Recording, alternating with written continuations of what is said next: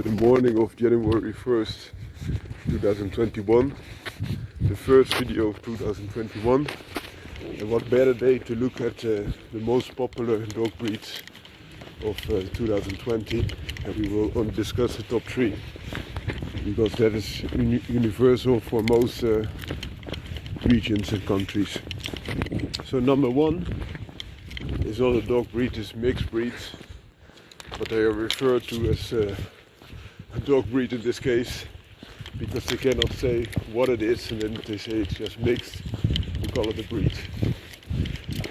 It's a little bit silly in my opinion, but this would be, of course, be logical to be number 1, because everything that isn't a pure breed is a mixed breed. And you can imagine that this would be the number 1 spot.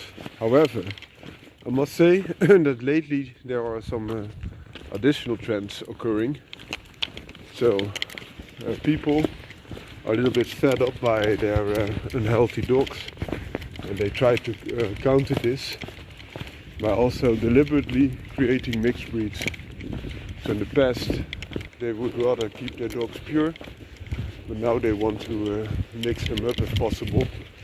And the rationale behind this is that they think that if one dog breed suffers from specific breed-specific illnesses, combining it with another dog breed that also often suffers from breed-specific illnesses will still be better, because those illnesses are often not completely the same. The rationale is of course quite okay. There's another beneficial factor that mixed breed often get heterosis. So they call this also in Dutch bastardkracht, which means bastard power. And what that means that those two not only have a chance of not having both parents having similar detrimental traits, but also those genes can fill up the gaps that have been there by inbreeding the specific breeds to a certain degree, and then you get a stronger dog than the parent dog, so to say. However, sometimes also with mixed breeds, for example, if one has bad hips and the other one has bad bone structure, you can imagine that that would not be a good thing. Or one has bad hips and the other one is very heavy, it would also not be a good position to interbreed. So it's not always the thing that helps you out. Also another fact, often dogs are chosen as family dog because they are very easy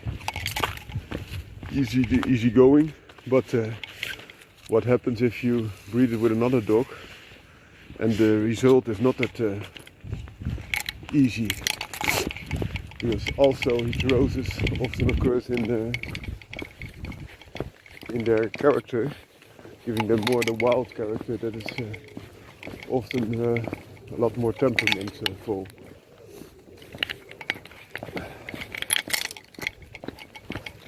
Goedemorgen. Hey. And that, for example, if you have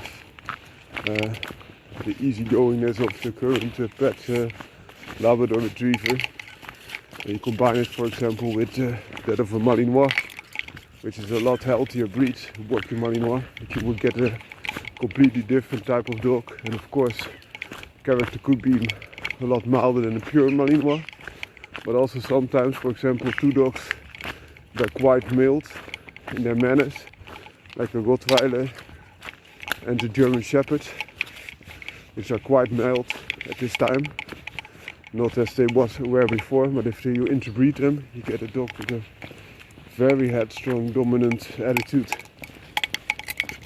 Not always, but very often. This is also a case. Another thing about the mixed breed is that a lot of people getting dogs from the other countries, especially Greek and Bulgaria. So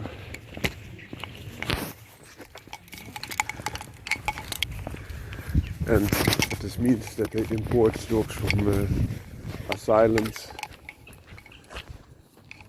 from other countries, and get them here because they find it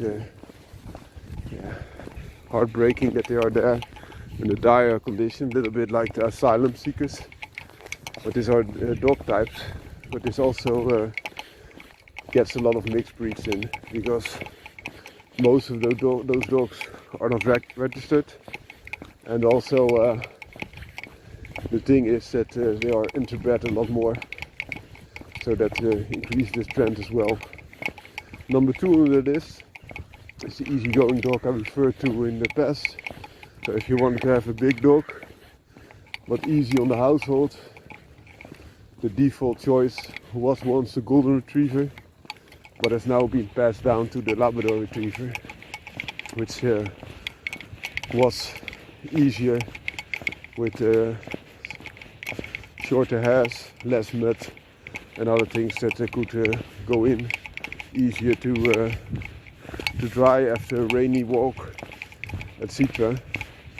But this number 2, it has been having a top spot for a long while. The number 3 is a dog that is very small. So next to the Labrador retriever, which started as a medium-sized dog, quite healthy, and is now going to be quite a heavy type of dog because of the breeding practices. They want an easygoing dog instead of an athletic dog. But the number 3 is a Chihuahua, which is one of the smallest, if not the smallest, dog breed, and would be easy to be kept in, for example, a purse or something else. It's a more feminine type of dog, also with a lot of health troubles, such as bed. So what I mean with a dog that you can put in a purse, a lot of people want to have everything, like a career, a family. Sometimes they also need to have a dog, and then they bred dogs that are small, and they bred the dogs to be smaller, and they call them teacups. And those dogs are very small, but also being small has introduced many problems like defects. Oftentimes when someone is very small, there's something wrong. Huh? Also in people, if you have very small people, some are by nature very small because they come out of a generation of small dogs, small people, but some also have dwarfism. And in dogs this is an enormous problem because, for example, as I mentioned, bad eyes. If the eyes are too big for the skull, they always will be a little bit out and very much exposed. So for example, if something hits it, spiky, see those eyes? Nose protects, and also they are quite deep in the skull and quite small on the outside. That's a good thing. But if you have a Chihuahua that has a lot more exposed eyes, it is like 1/10 of the weight or 1/5 of the weight. You can imagine what happens, especially if they are bulging out. That's what's happening with the Chihuahua. Also the skull is very weak, bones are weak because they are small, but also because they are bred to be as light and small as possible without being functional.